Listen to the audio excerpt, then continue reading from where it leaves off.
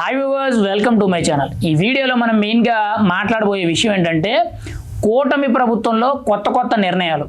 అందులో కూడా కీలకంగా చూసుకుంటే గతంలో పంచాయతీరాజ్ శాఖలో పవన్ కళ్యాణ్ గ్రామ సభలను పెట్టాడు. గ్రామ సభలను పెట్టి దాదాపుగా రాష్ట్ర వ్యాప్తంగా 13,326 గ్రామ పంచాయతీల్లో ఒకే రోజు సభలు పెట్టి ఒక రికార్డు సృష్టించి ఆ రికార్డులో భాగంగా దాదాపుగా 30,000 పైచీలకు పలు రకాల పనులు, అంటే రోడ్లు, డ్రైనేజీలు, బిల్డింగ్లు, ఇలా పలు రకాల పనులు ఏవైతే ఉన్నాయో ఆ పెండింగ్ ఉన్న పనులే కానీ కొత్తగా ఉన్న పనులే కానీ అవన్నీ కూడా నోటీస్ చేయడం జరిగింది. దానివల్ల కూటమి ప్రభుత్వానికి పంచాయతీరాజ్ శాఖకి సంబంధించి ఒక గుర్తింపు కూడా రావడం జరిగింది.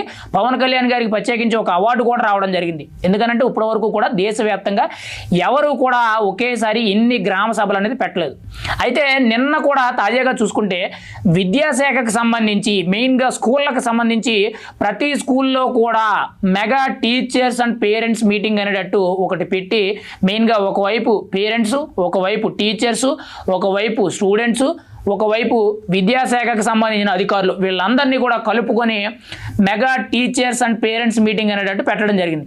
గతంలో పేరెంట్స్ మీటింగ్ అనేది కామన్గా జరిగేది, కానీ ఇప్పుడు ప్రభుత్వ అధికారులు, పేరెంట్స్, టీచర్స్ అండ్ స్టూడెంట్స్ నలుగురు కలుపుకొని అక్కడైతే ఈ మీటింగ్ అయితే పెట్టడం జరిగింది. అయితే ఈ మీటింగ్లో కీలకంగా చూసుకుంటే కడప జిల్లాలోని కడప మున్సిపల్ హై స్కూల్లో పవన్ కళ్యాణ్ గారు ఆ స్కూల్కి విజిట్ చేసి ఈ మీటింగ్కి అటెండ్ అవ్వడం జరిగింది.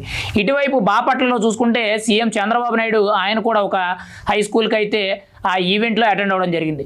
ఇంకా రాష్ట్ర వ్యాప్తంగా కూడా ప్రతి చోట కూడా ప్రతి నాయకుడు, కూటమిలో ఉన్న ప్రతి నాయకుడు కూడా ఆ ఏరియాల్లో ఉన్న స్కూళ్ళు ఏవైతే ఉన్నాయో ప్రతి స్కూల్కి కూడా ఒక్కొక్కరు ఉన్నంత నాయకులు అందరూ కూడా వెళ్ళడం జరిగింది. అక్కడ ఉన్న సమస్యలు ఏమున్నాయి, ఎటువంటి సమస్యలు ఉన్నాయి, గతంలో ఏం జరిగినాయి, ఇప్పుడు ఏం జరుగుతున్నాయి అనేటట్టు ప్రతి ఒక్కటి కూడా నోటీస్ చేసుకోవడం జరిగింది.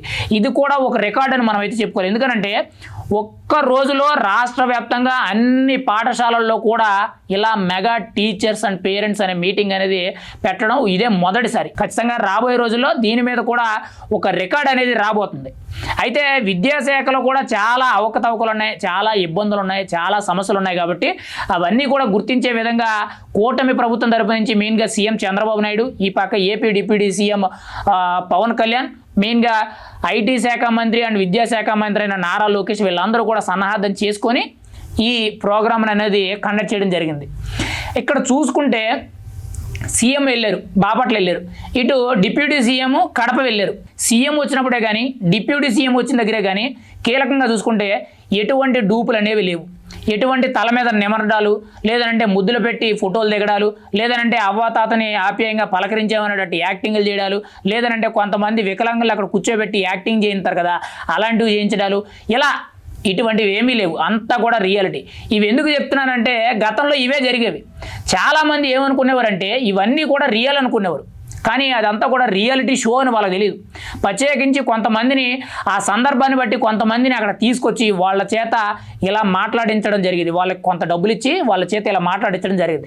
కానీ ఇప్పుడు ఎక్కడా కూడా అలాంటివి లేవు. పరదాలు కట్టుకోవడాలు లేవు, చెట్లు నరికేయడాలు లేవు, లేదంటే పోలీసు హై ప్రొటెక్షన్, అంటే దాదాపుగా 1000 మంది పోలీసులు, 2000 మంది పోలీసులు మోహరించడాలు, భద్రతను కట్టుదిట్టం చేయడాలు, లేదంటే హౌస్ అరెస్టులు చేయడాలు, ఇలాంటివి ఏమీ లేవు. అంతా కూడా రియల్గా వెళ్ళడం, కూర్చోవడం, అక్కడ ఏం జరుగుతుంది అనేది అబ్జర్వ్ చేయడం, వాళ్ళకి ఏదైనా సమస్యలు ఉంటే మాట్లాడడం, వెంటనే కూడా వాళ్ళకున్న సమస్యలకి ఎంతో కొంత పరిష్కారం అనేది తెలియజేయడం, మిగిలిన సమస్యలకి హామీలు ఇవ్వడం, ఇదే జరిగింది. కానీ గత 5 ఏళ్ళు మీరు చూశారు, సీఎం వస్తున్నారంటే చెట్లు కొట్టేసేవారు, పరదాలు కప్పేసేవారు, మొత్తం ఇల్లు కూడా మూసేసేవారు, ఈవెన్ అపోజిషన్ నాయకులు ఉంటే వాళ్ళందరినీ కూడా హౌస్ అరెస్టులు చేసేసేవారు. ఇంక ఇది సరిపోలేదన్నట్టు రియాలిటీ షోల కింద కొంతమంది ముస్లింల్లో, లేదనంటే కొంతమంది ఎవరైతే తెలిసి తెలియక కొంతమంది సోషల్ మీడియాలో హైలైట్ అవుదాం అనుకుంటారో, లేదనంటే కొంత జగన్మోహన్ రెడ్డి గారి మీద అభిమానంతో మాట్లాడే వాళ్ళు ఉంటారో, ఇలాంటి వాళ్ళందరినీ కూడా తీసుకొచ్చి ఒక రియాలిటీ షో పెట్టేవారు. కానీ ఇక్కడ ఎటువంటి డూపులు లేవు, జరిగిందంతా కూడా రియాలిటీ.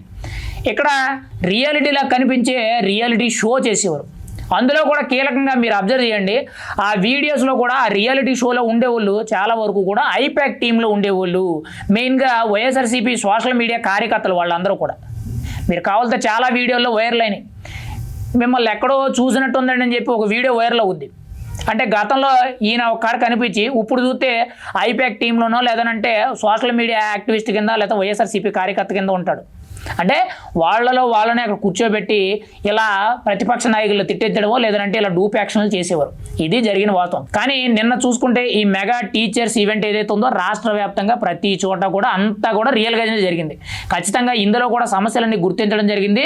రాబోయే రోజుల్లో ఈ విద్యాశాఖకు సంబంధించిన సమస్యలు ఏవైతే ఉన్నాయో గత ప్రభుత్వం ఏదైతే మొత్తం అంతా కూడా గండిపెట్టి వెళ్ళిపోయిందో అవన్నీ కూడా పూర్తి చేసే విధంగా విద్యాశాఖ మంత్రి అయిన నారా లోకేష్ అయితే అడుగులు వేస్తున్నారు. కానీ ఇక్కడ కీలకంగా మీరు అబ్జర్వ్ చేయవలసింది ఏంటంటే ఎటువంటి డూప్ యాక్షన్లు అనేవి లేవు, మొత్తం కూడా రియాలిటీ, ఇది వాస్తవం.